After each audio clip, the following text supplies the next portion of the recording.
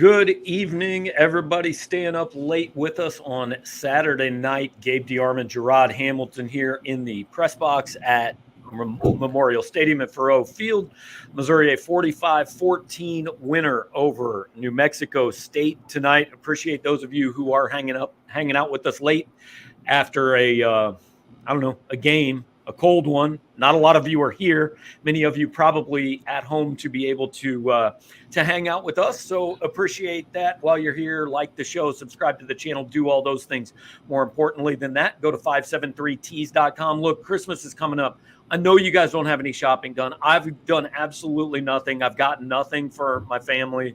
My wife, I think, has done some of it, but I've done nothing. My wife currently has no Christmas presents. She might just get a whole bunch of stuff from 573 Tees. I don't know how she'll feel about it, but you guys probably got people in your lives who will like it. Help them out. Local company, great guys, do a lot of stuff for us. Jarod's got the Power Mizzou polo on they made for us. They did not make this sweater, but I do have plenty of stuff at home that they did make for me. Jarod, I don't know, man. At halftime, we were sitting there going, I don't know what to say about this game. I feel like it picked up a little bit in the second half. We at least came up with a few things we can say about this game. It picked up because we got to see people we didn't see. I mean, even mostly through the third quarter, we was just like, all right, I forgot who scored the last touchdown. Was it who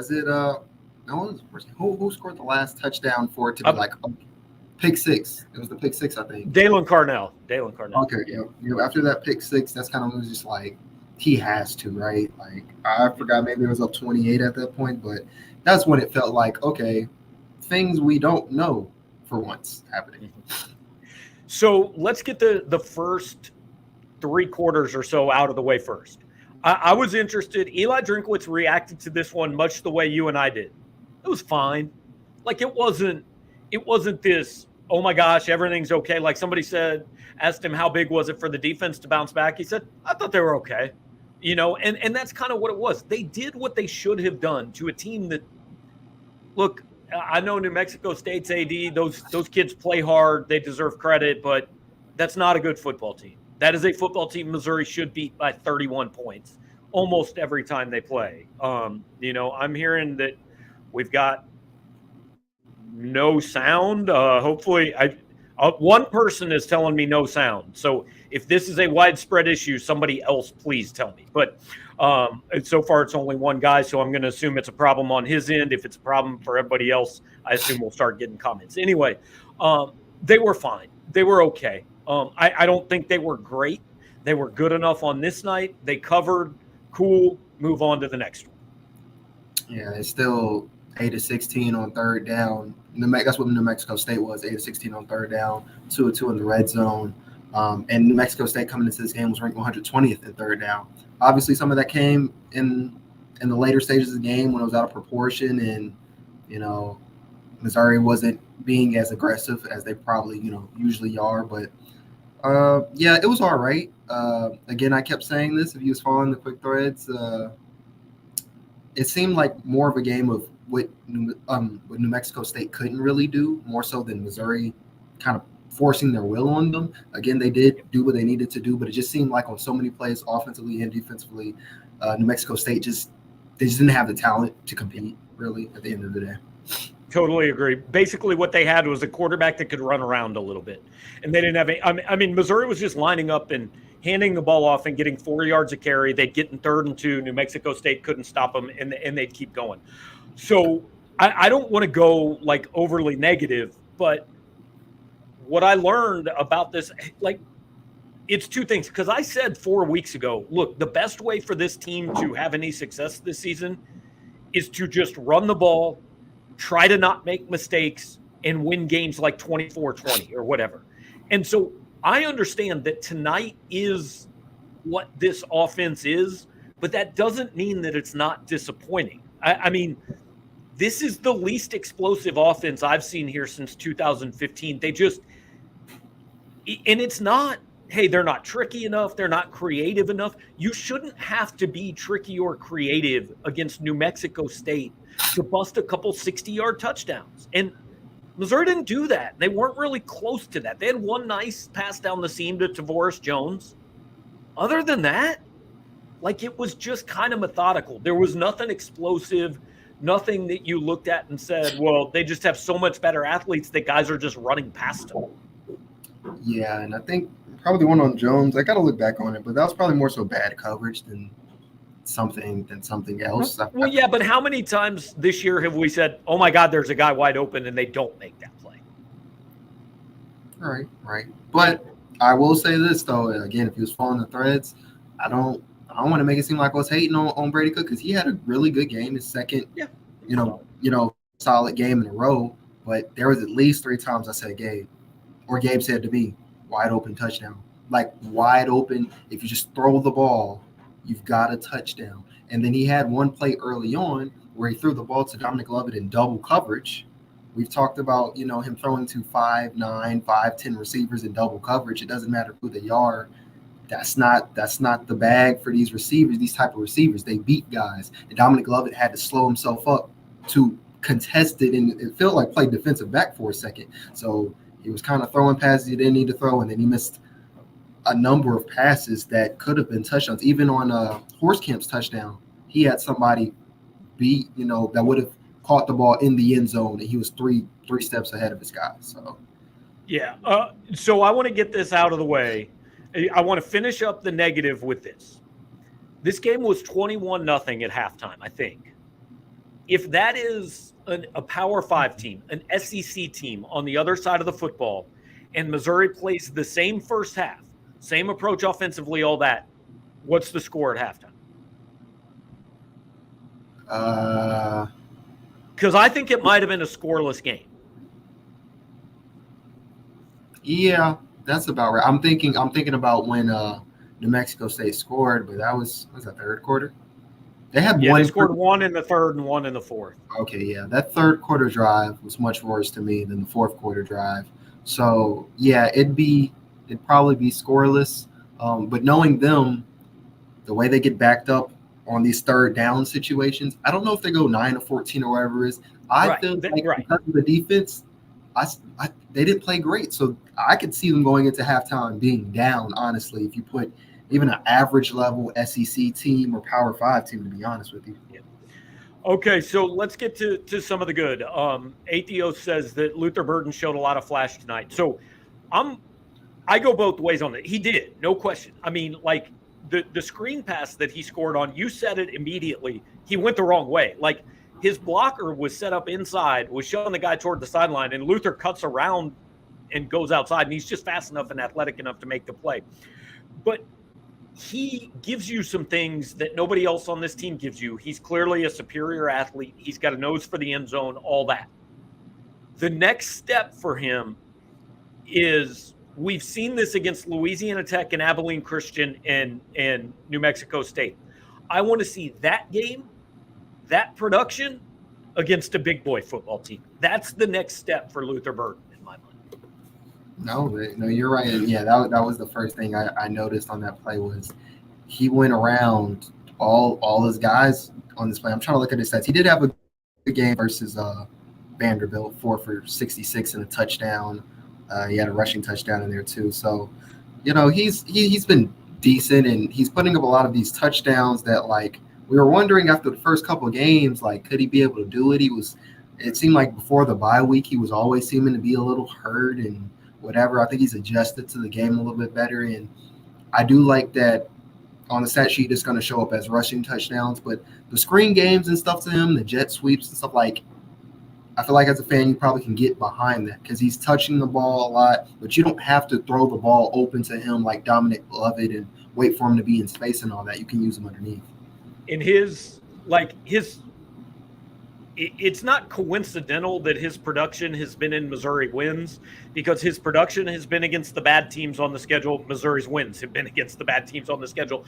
But, like, I was struck. We talked to him after the game tonight, and, he said a couple things that I thought were telling.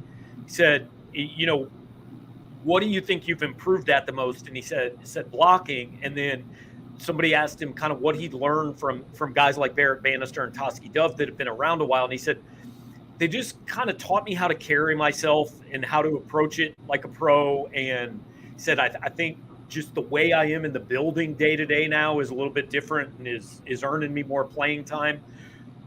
I think that the adjustment to college, even for a kid who is good as Luther Burden is, just took a little longer than everybody thought it was, including Luther. But if he can make that, he gets a full offseason. Like, I think we could see the kind of jump from him next year that we've seen from Dom Lovett this year. Yeah, I agree. That jump from I'm the superstar wide receiver in the country to now I'm a solid starter that still has a lot to learn though in the SEC. I think you can see a mentality change or mindset change that, like, the stuff I was getting away with in high school, he's done less and less of that. Although he did catch a punt just like this, like it was like right. And he still does things like this where he's picking up punts that are bouncing towards him really late and stuff like that. But a lot of the emotion that we're seeing isn't. He's just playing the game. You know, he's not pouting as much. He's probably still doing it, not as much. You know, showy and stuff that the cameras are picking up. You know, I'm sure Barrett and Toski were like, listen, you know, you were that guy at East St. Louis, but this is everybody was that guy until they got here to the SEC. So, yeah. I want to jump to the questions. And if you guys have questions, comments, we've already got a bunch of them. Feel free to add them in. We're going to go through them, you know, relatively quickly. Appreciate we got 150 people on here. That's awesome for 11 o'clock on a Saturday night against the, you know, low-level FBS team. So we want to get to what you guys want to talk about. And I know what everybody wants to talk about. We knew it. Colby Schneider says, have to question Drink on the QB play at the end. Sam's the future. Jack's not. Why play Jack the last two series? So, Jarod, I want you to go first on just kind of your thoughts on Sam Horn gets one series, then Jack Abraham gets a couple, just your reaction to the quarterback rotation and all that. And then I got some thoughts on it. The only thing that it's not that bad, but like we just thought Abraham would have played first because, to be honest, Abraham has been, you know, pegged as the true backup. We know in the depth chart it says or and stuff, but based off what we've seen earlier and just what we know who's where. So for most parts on the depth chart. So that was the only confusing thing. It's senior night. What is he going to do? He's going to not let the 7th-year guy or whatever not play on senior night. He's probably not going to play next week. And he hasn't really played since Kansas State, I believe, or maybe Abilene Christian. I don't really remember, but early Abilene Christian a little bit, yeah, I think. Yeah. So what was the one series? You know, it wasn't like Sam Horn lit up his drive either. So right. Yeah, and I agree with T-Rise here. Jack's played college ball for 100 years. This was probably his last chance to play. He came here when no one else would and have no problem with Drink giving him the last two series. So I want to say this, and you said it. Jack Abraham is this team's backup quarterback. I know the fans want Sam Horn. He's the shiny new toy. He's the future. I get all of that. Jack Abraham has done more to earn playing time this year than Sam Horn has, based on the fact he's the number 2 guy. Now, you guys might not like that, but it's true. He has earned more playing time than Sam Horn has. And that's what it's about, being rewarded for the work you've put in and what you've done. Also, look, I'm just going to be honest. It's great to get Sam out there for a series. Cool. The fans wanted it. He's put time in. Cool. You got him out there for a series. What does one more series matter? Is he going to be a better quarterback next year because he played 2 series against New Mexico State than 1? No, he played. He got on the field. Good for him. And also, now, Jarod, you tell me if you had the same read on this as I did. I asked Drink after the game, I said, you know, getting those guys in, and this was not a Sam Horn specific question. There were a lot of guys that played their first college snaps tonight. And I said, getting those guys in, even if it's only for a series or a handful of plays, like, is that more a reward for, hey, you've put in a lot of time this year, or can that actually help development? And he said, no, I think it can help development, getting out there, experiencing what the game's like, blah, blah, blah. And he said, we had a few guys that I thought took advantage of that. And then he went on kind of a long thing that said, we had a lot of guys that didn't take advantage of it, that weren't in the right mindset, that I didn't think took advantage of their opportunities and did the right thing and blah, blah, blah. He didn't say any names. I kind of think I know one of the guys he meant. I mean, I think what's just as telling is when you asked him, your follow-up was, who were some of those guys? And he said Jelani, and he said Dalen, and we've seen those guys play. I mean, Jalen Marshall. Yeah. Okay, yeah. And Jalen Marshall. But for the main part, Dalen obviously had the pick 6, but he's been looking like a stud all year. Everybody knows he's like, we know he's up next year. And then as far as Jelani, like, yeah, he hasn't played as much, but seeing him on the field isn't like, oh my goodness, Jelani Williams is on the field. You've seen him on the field. When it came to the guys you just mentioned about, Tavares Jones, Sam Horn. Tavares Jones put the ball on the turf. He lost the fumble too. So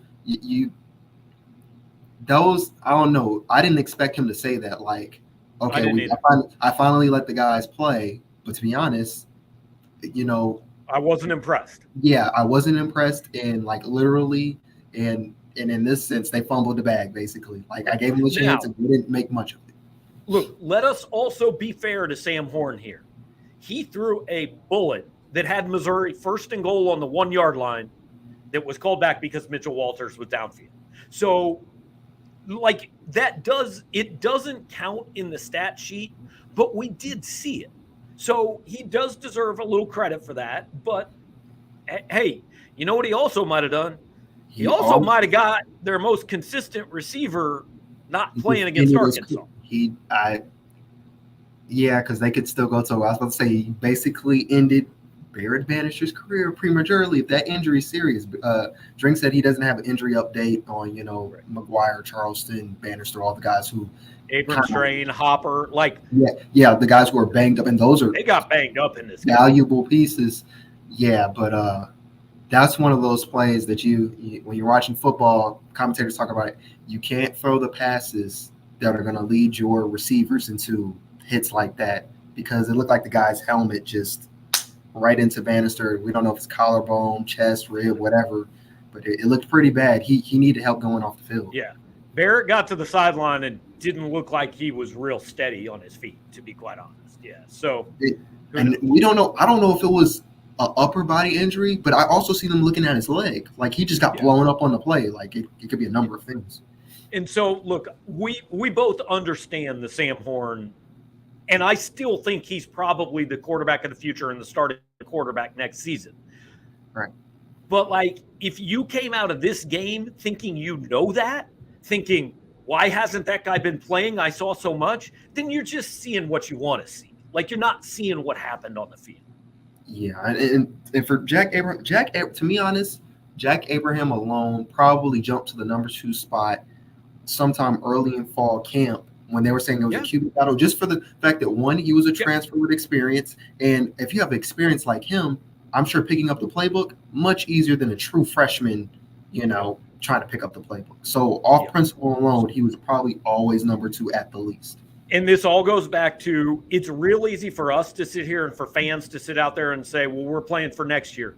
This team is playing for 6 wins in a bowl game. Like, you and I can talk about how impressive we think that is or how worth it is, but it does matter to those guys. And this is not, hey, I don't think Sam Horn earned it, but I'm just going to throw him out there because the fans want to see him and the media is asking about it. Like, that's not how this works, man. It's a meritocracy, and he's going to play the guys that earned it. So let's quick fire through questions and comments. David Crank says, Burden Lovett, 0 catches downfield. Can you explain? Partly I can explain, yes. Because 2 times in the first quarter to quarter and a half, I saw Dom Lovett running downfield like this. Hey, I'm here. Throw him the ball. That guy's way, way far away from me, and that guy's also not close to me, and they didn't throw him the ball. Like, I don't know. And it's so easy to sit up in the press box and go, that guy's open. Why is he not throwing the ball? I don't have 300-pound dudes chasing me. I don't have an offensive line in front of me that's almost got me killed 27 times this year. I think Brady Cook's gotten better. Yeah. But he is hesitant. And I don't know if it's hesitant because he doesn't see it or hesitant because he doesn't trust himself to make that. I don't know. But there are opportunities downfield that aren't taken, and they happen every game. Yeah, I said a few times, like, it seems like he needs to see you open before he throws it. He doesn't anticipate throws where it's just like, I know he's going to break his route now, so I should throw it a little bit before it to, like, meet at the same time. He doesn't really do that. So it was either he's missing guys or, it could have been his offensive line. He doesn't know if he can make the pass, a number of things. Right. So overall, I mean, Brady was solid tonight, and I don't want to make this shit on Brady. Like, that's not fair. He played a solid game. For sure. He is a limited quarterback. I mean, it's what we've been saying for 8 weeks. He's a limited quarterback. Tonight is the way this team has to win games. So let's see. Some of the young defensive guys have a lot of work to do in the offseason. No question. And look, we may get a look at some of them sooner than anybody wants to because, I mean, you just said the names. Isaiah McGuire, Chris Abrams-Drain, Tyron Hopper, Joseph Charleston did not finish this game. That's 4 starters. Now, that very well could be a situation where, like, look, if this is Arkansas, can they play? Sure. But New Mexico State ain't beating us. You got a little dinged up. Just take the jersey off and chill. Like, that could be the case. We don't know what's wrong with those guys. But until we find out, that's a concern. Yeah. I mean, to be honest, I take it the way you just said it. Like, I didn't feel like we saw anybody go into the tunnel on some, like, this is a serious problem, except Bannister. He was the one who was the most shaken up. Yeah. I mean, Bannister, I feel pretty comfortable saying I don't think he's playing on Friday. Because, like, also, it's a short week. Like, that one day doesn't matter. There's no question about that. Let's see.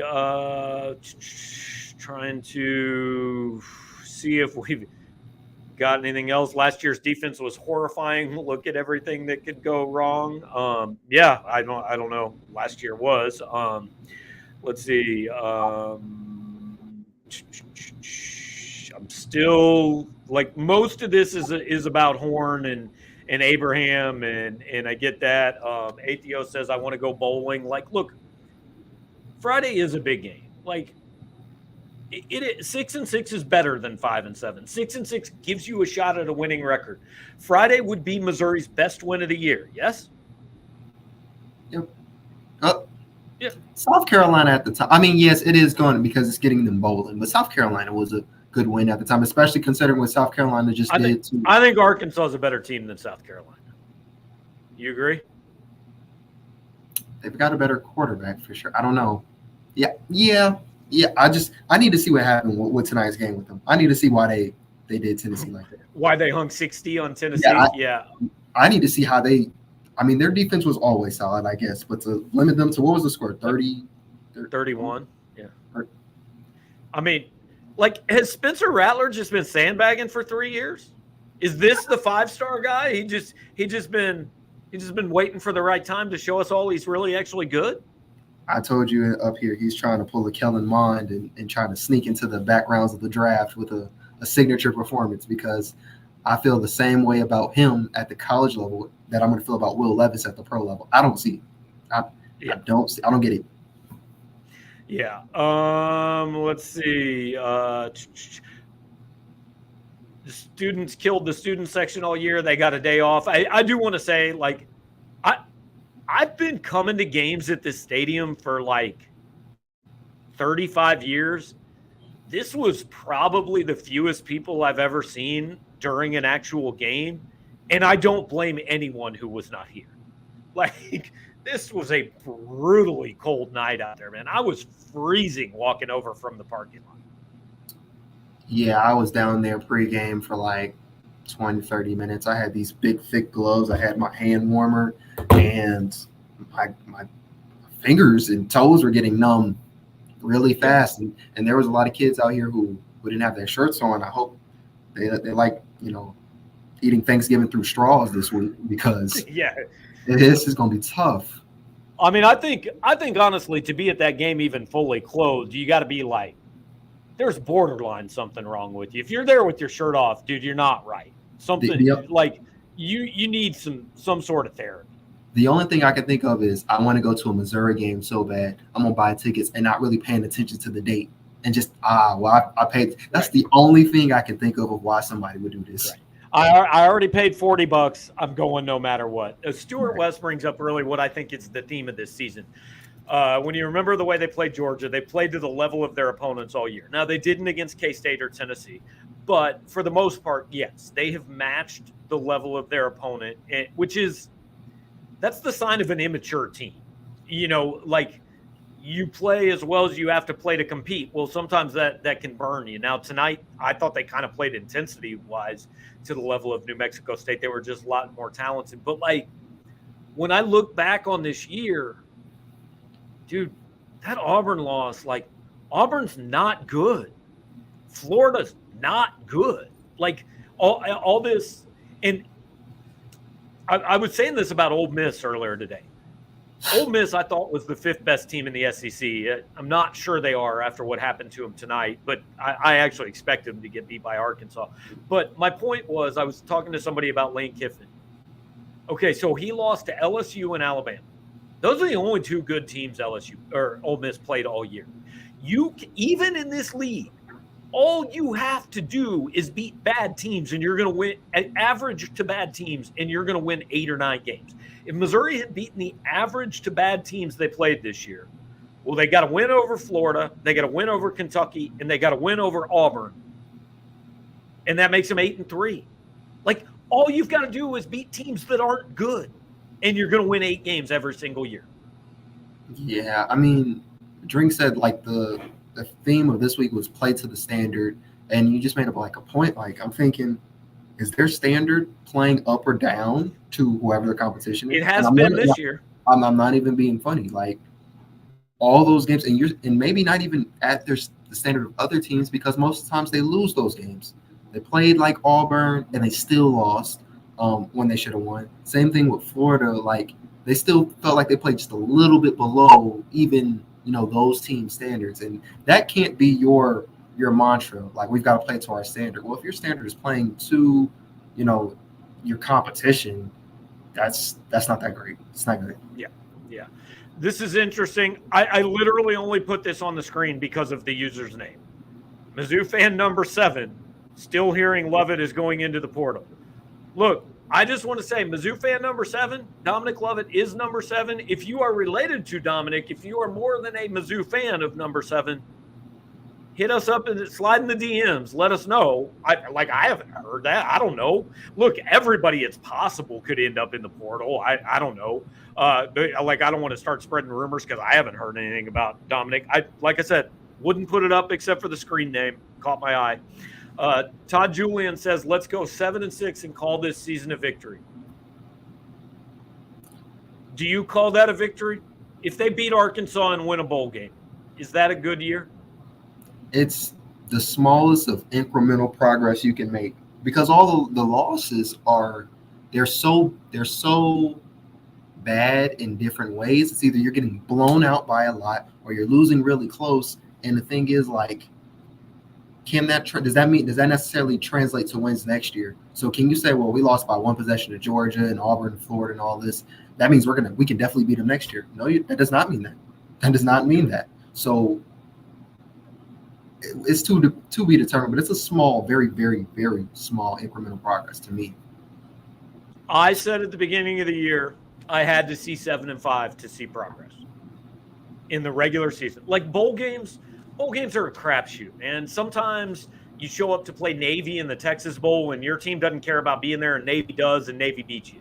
Sometimes you show up to a bowl game and all of a sudden the head coach decides he should tell the best player on the team to not play and you lose to Army. Like, bowl games are weird. I put no stock in the result of a bowl game. So I said 7-5 regular season was what I needed to see. We didn't see it. And look, you can tell me all you want. Well, they had a freak call go against them against Kentucky. Or they missed a field goal they should have made against Auburn. Well, those things happen, man. I mean, again, Alabama is 2 plays from undefeated and 3 plays from 6-5. That's sports. Every single team, every single year can pick out 4 plays that change their entire season. Jarod and I can list 3 plays, and if you change those 3 plays, the Kansas City Chiefs have won 3 Super Bowls in 4 years. But they haven't. It doesn't count. So, look, 7-6 is the best you can do. It would maybe salvage where you're saying, well, this isn't a big step backward, but I will not call it a step forward. Because, and here's the main reason why. I still sit here, and I'm going to sit here after whenever their bowl game is, and I am not going to know if next year's starting quarterback is on this roster and good enough. Correct. And again, let's think about their wins, even if they did finish 7-6. So you've got 4 wins that we said that were gimme wins from the start of the season. Then you had a win at South Carolina, it was a winnable game, but like it kind of surprised us a little bit. Like we didn't think they'd play that well, and they got that win. Arkansas has been up and down. Like the way they played Ole Miss, like we've also seen very bad Arkansas, and so like it wouldn't surprise me either way if Arkansas came in here and won, or if Missouri, just locked them down. And then you're talking about a bowl game where the other team, that team, whoever it is, expected themselves to go to a bigger bowl and lost some games down the stretch, and now they're facing Missouri. That's one of those games where, all right, you're going to go to the draft. You're going to the draft. Don't worry about playing in this game, or let's see some younger talent. And you can't really gauge much from that game. So, again, you can't take that over to the next season. And look, we are down the road here, but like we think they're going to make a bowl game, even if they're 5-7. To be honest, we found out tonight that Missouri's APR is better than Vanderbilt's. Which, what the hell, Vanderbilt? What are you doing? But anyway, like we think they'll make a bowl game regardless. But I don't know. Isaiah McGuire playing in that game? Is there's a lot of guys that is Tyron Hopper playing in that game? I think it's. Well, you're saying if they're 5 playing in that game? You're saying if they're 5-7 and go to a bowl, not 6-6 and go to a bowl. No, even 6-6. Well, my thing is, how many guys are playing in that game? What confuses me about college football is if you're going to play next week to help your team get to the bowl, why then sit out the bowl? I know. I agree. Like, I mean, if you've got them that far, I get injury and all that, but like, I don't know what another game is going to do to you. I feel like the chances of you suffering a catastrophic injury it's the same as you getting one any other point in the season. So in practice, right? Yeah. Scott Fitz said, will the SEC get rid of these November out-of-conference games with OU and Texas coming? They're terrible. Jarod did, I believe, say at one point tonight, why are they playing this game now? It's very random. Yeah, look, this is what the SEC does. Almost every SEC team schedules one of these throwaway games sometime in November. And there's 2 reasons for it. First of all, it gives you kind of a break. Like Alabama's starters are going to go into the Iron Bowl next week, basically having had 2 weeks off. So if you are in position to win something, it kind of sets you up for, okay, we played 8 straight weeks. Now we get this week pretty much off because we play somebody that can't possibly beat us. Our starters are hopefully only going to play a half, and it's not going to be stressful. And then we got these last 2 weeks. Let's charge up. The other thing is the trade-off for this is getting things like, conference games in week 1. Missouri, Georgia's been in week 2 before. Missouri, South Carolina's been early in the season.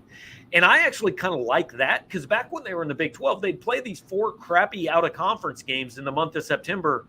And while the SEC teams were out here playing games that mattered, I felt like Missouri's season didn't start till October 1st. So the trade-off for getting that game in week 2 or 3 where you feel like, okay, college football season's really here is you get this week in November. And look, there's going to be 2 or 3 games out of 12, which is the thing I hate about college football, that you go, yeah, this really doesn't matter. It just so happens that one is in November in this league. And I don't know, they all happen sometimes, Javon says, still no Elijah Young. What's going on with him? I think, Jarod, you pointed this out during the game. Well, we know why he's not playing. He's getting the Nate Pete treatment. I mean, he fumbled the Tyler Macon play. Y'all know what it means. He fumbled the pitch. That was a clean pitch last week. And once you lose a fumble, like Tavares Jones, I'm pretty sure that's one of those guys Tripp is like, yeah, they kind of blew the opportunity. He had the reception, but you give up that football, you are going to his doghouse. Yeah, Eric Case points out Ryan Horskamp, first reception, first TD. Made a nice move, got a block. I think it was from Cody Schrader out on the corner. I'm not 100% sure, but like Jarod was losing his mind because there was some dude open in the end zone, and I'm like, yo, Jarod, he just scored. And you were like, whoa, wait, they scored?